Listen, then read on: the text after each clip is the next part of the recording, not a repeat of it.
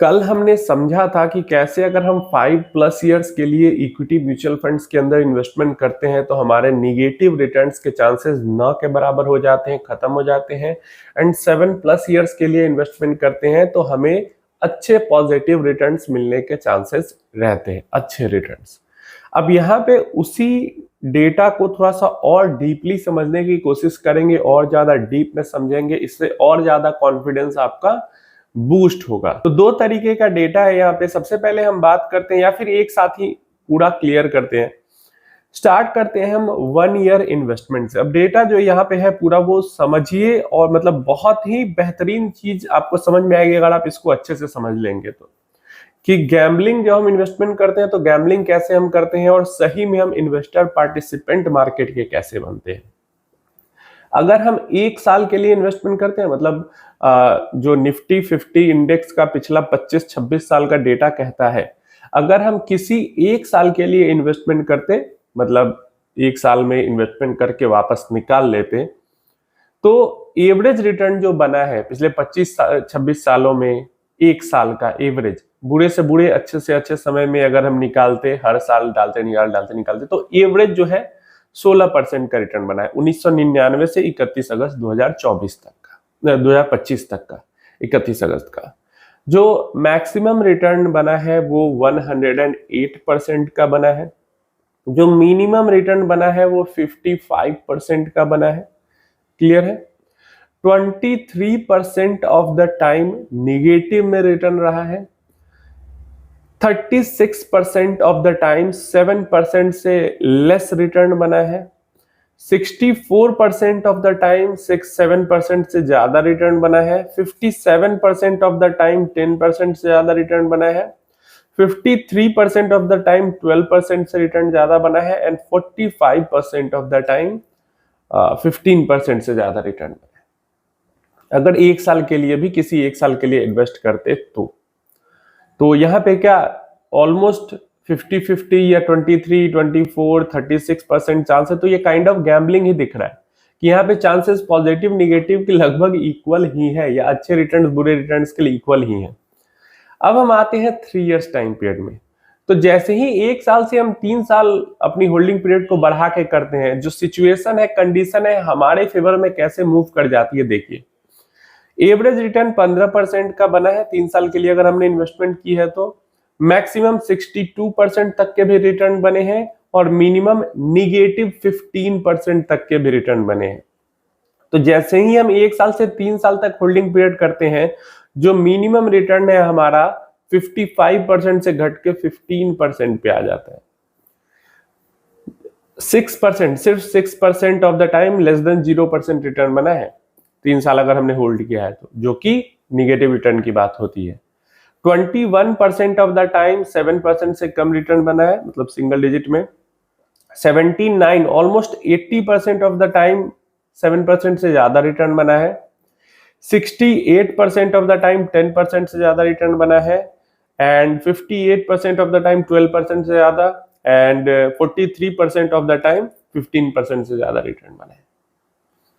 सिर्फ 1 साल की जगह 3 साल हमने होल्डिंग पीरियड बढ़ा के कर दिया, तो सारी जो कंडीशन है, सिचुएशन है, वो हमारे फेवर में आ गई।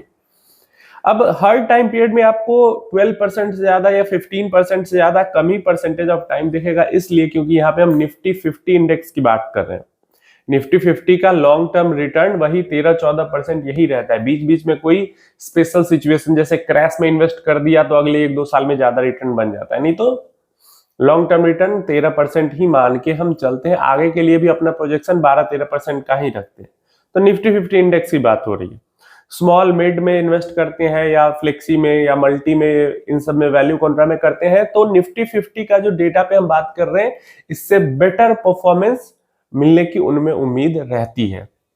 तो ये निफ्टी 50 की बात कर रहे हैं, जो कि इंडेक्स है प्रॉपर, उन सब का इससे बेटर परफॉर्मेंस होगा। समझ गए? चलिए, जब हम 3 साल की जगह 5 साल के टाइम पीरियड में आ जाते हैं, तो कंडीशन हमारे फेवर में और कितना मूव कर जाती है। मैक्सिमम रिटर्न, एवरेज रिटर्न जो बना है 5 साल में 16% का बना है। 5 साल तक किसी ने होल्ड किया है तो एवरेज 16% रिटर्न बना है। मैक्सिमम 47% तक की भी गया है, और मिनिमम 1% निगेटिव में रहा है। तो एक साल में 55% निगेटिव था मिनिमम, 3 साल में 15% पे आया घट के, और एक साल में 5 साल में -1% पे घट के आ गया। ठीक है, मिनिमम 5 साल तक किसी ने कभी भी इन्वेस्ट किया तो मिनिमम 1% का ही रिटर्न बनाए, नहीं तो उससे बेटर ही बनाए। 0.1% ऑफ द टाइम निगेटिव में रिटर्न रहा है, 13% ऑफ द टाइम 7% से कम रिटर्न बना है, मतलब 13% जो समय है उसमें 0 से 7% के बीच का रिटर्न रहा है। 87% ऑफ द टाइम, समझ में, ऑलमोस्ट 90% 7% से बेटर रिटर्न मिले हैं। 75% ऑफ द टाइम 10% से बेटर, 67% ऑफ द टाइम 12% से बेटर, 40% ऑफ द टाइम 15% से बेटर। समझ में आ रहा है? तो ऑलमोस्ट यहाँ पे 10% से 5 इयर्स टाइम पीरियड में इन्वेस्टमेंट करते हैं तो 75% प्लस चांस रहता है 10% से बेटर रिटर्न मिलने का, और 15% से बेटर तो 40% ही चांस रहेगा, वो मैंने पहले ही बताया। चलिए, 7 ईयर का टाइम पीरियड जो है वो सबसे सुटेबल टाइम पीरियड निफ्टी 50 के केस में निकल के आ जाता है। क्यों? एवरेज रिटर्न 15% रहा है 7 इयर्स में निफ्टी 50 का, 30% तक मैक्सिमम गया है, मिनिमम 5% तक रहा है। 0% मतलब निगेटिव में रिटर्न बना ही नहीं है 7 साल तक कभी किसी ने होल्ड किया है तो। 2%, ओनली 2% ऑफ द टाइम 7% से कम रिटर्न बना है, नहीं तो लगभग समय में 7 इयर्स तक होल्ड करने पे 7% से ऊपर रिटर्न्स बने हैं। 98% ऑफ द टाइम 7% से ऊपर रिटर्न्स बने हैं। 84% ऑफ द टाइम 10% से ऊपर double digit return 84% of the time मिले हैं। नेक्स्ट 68% ऑफ द टाइम 12% से better return, and 36% of the time 15% से बेटर रिटर्न्स मिले हैं। तो 7 इयर्स के टाइम पीरियड में डबल डिजिट रिटर्न्स निफ्टी में मिलने के चांसेस सबसे ज्यादा हो जाते हैं 85%। मतलब इससे और ज्यादा समय तक होल्ड करेंगे तो और बेटर हो जाते हैं, लेकिन इतना अगर होल्ड करते हैं तो 80 प्लस चांस हो जाता है, 85% चांस हो जाता है डबल डिजिट रिटर्न की। 5 इयर्स तक होल्ड करते हैं तो 75% चांस रहता है डबल डिजिट रिटर्न्स की। समझ में आ गया? तो जैसे जैसे हम समय बढ़ाते हैं डबल डिजिट रिटर्न्स के चांसेस बढ़ते जाते हैं निफ्टी 50 इंडेक्स के अंदर। अब अगर हम 10 इयर्स तक होल्ड करते, मतलब 1999 से लेके 2025 तक, कोई भी 10 साल, तो हमारा 14% एवरेज रिटर्न बनता, कभी भी बुरे से बुरे अच्छे से अच्छे समय में इन्वेस्ट किया तो। मैक्सिमम 22% तक एंड मिनिमम 5% तक। मिनिमम निगेटिव में नहीं जा रहा कभी भी, दिख रहा है? 0% निगेटिव में 0%, 1% लेस देन 7% का चांस 1% रहा है, 99% ऑफ द टाइम 7% से ज्यादा मिला है, 85% ऑफ द टाइम 10% से ज्यादा मिला है, 71% ऑफ द टाइम 12% से ज्यादा मिला है, एंड 38% ऑफ द टाइम 15% से ज्यादा मिला है। तो 7 इयर्स में 12% से ज्यादा रिटर्न के चांसेस 68% थे, ऑलमोस्ट 70%। और 7 इयर्स प्लस टाइम पीरियड में 12% से ज्यादा रिटर्न मिलने के चांसेस 70% प्लस हो जाते हैं, जो कि अगेन काफी बढ़िया है। अब अगर हम 12 ईयर के लिए होल्ड किए होते तो 14% का एवरेज बनता है, अगेन 22% के आसपास ही मैक्सिमम और 6% के आसपास मिनिमम जाता। निगेटिव में 0%, 1% less than 7%, 99% of the time greater than 7%, 90% of the time greater than 10%, 90% of the time greater than 10%, then 73% of the time greater than 12%, and 30% of the time greater than 30%। ये भी समझ में आ गया? अगर 15 साल तक होल्ड करते, किसी भी बुरे से बुरे टाइम में इन्वेस्टमेंट स्टार्ट करते या अच्छे से अच्छे टाइम में, और 15 साल तक अगर होल्ड करते निफ्टी 50 इंडेक्स को, तो क्या रिजल्ट रहता हमारा? 14% का एवरेज रिटर्न बनता।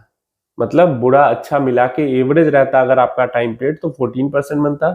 अगर आपका अच्छा से अच्छा एकदम टाइम पीरियड, मतलब एकदम बॉटम आउट, आपने एकदम भगवान ने बता दिया एकदम बॉटम पे ही इन्वेस्ट कर दिया था, तो 19% का रिटर्न बन जाता। और अगर बहुत बुरा हालात रहता एकदम, जो इन 22 सालों का सबसे टॉप एकदम हाई वैल्यूएशन पे पीक लेवल पे इन्वेस्ट कर दिया होता और सबसे गलत जगह पे एग्जिट मार दिया होता, तो भी लगभग 9% का रिटर्न बनता। तो निगेटिव में रिटर्न बनने के चांस 0% अगर 15 प्लस ईयर्स के लिए इन्वेस्टमेंट करें निफ्टी 50 के अंदर तो, एंड 7% से कम रिटर्न्स मिलने के भी चांस 0%। 7% से 100% ऑफ द टाइम 7% से ज्यादा रिटर्न मिला है। 96%, तो इसको भी आप ऑलमोस्ट मान सकते हो 100% ऑफ द टाइम 10% से ज्यादा, मतलब डबल डिजिट रिटर्न मिले हैं। 80% ऑफ द टाइम लगभग 12% से ज्यादा रिटर्न बने हैं, समझ गए।